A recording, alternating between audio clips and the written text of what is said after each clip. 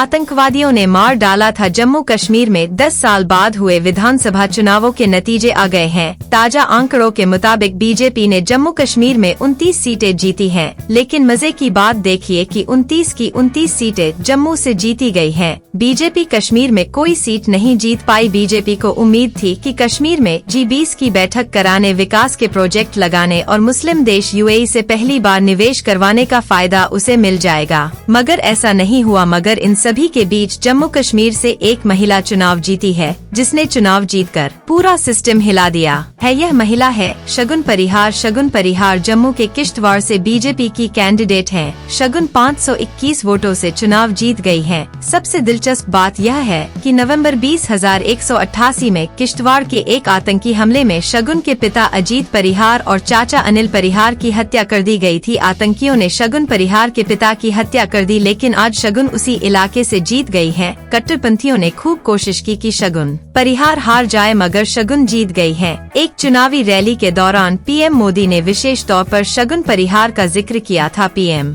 मोदी ने कहा था कि बीजेपी ने आतंकवाद की शिकार इस बेटी को टिकट दिया है। बेटी शगुन सिर्फ पार्टी की उम्मीदवार नहीं है, बल्कि आतंकवाद को मिटाने के लिए भाजपा के इरादों की जीती जागती तस्वीर है। उस समय PM मोदी की बातें सुनकर शगुन परिहार रोने लगी थी। शगुन ने कहा कि उन्हें अपने पिता की याद आ रही है। आइए सबसे पहले आपको PM मोदी का वो बयान सुनवा है, जिसे सुनकर शगुन परिहार रोने लगी थी। उसके बाद शगुन परिहार का बयान सुनाएंगे, जो उन्होंने अपनी जीत के बाद दिया है। यहाँ मंच पर हमारी बेटी शगुन बैठी है।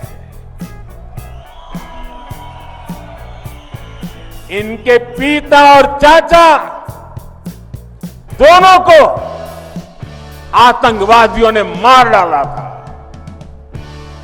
अब भाजपा ने आतंकवाद पीड़ित इस बिटिया को टिकट दिया है।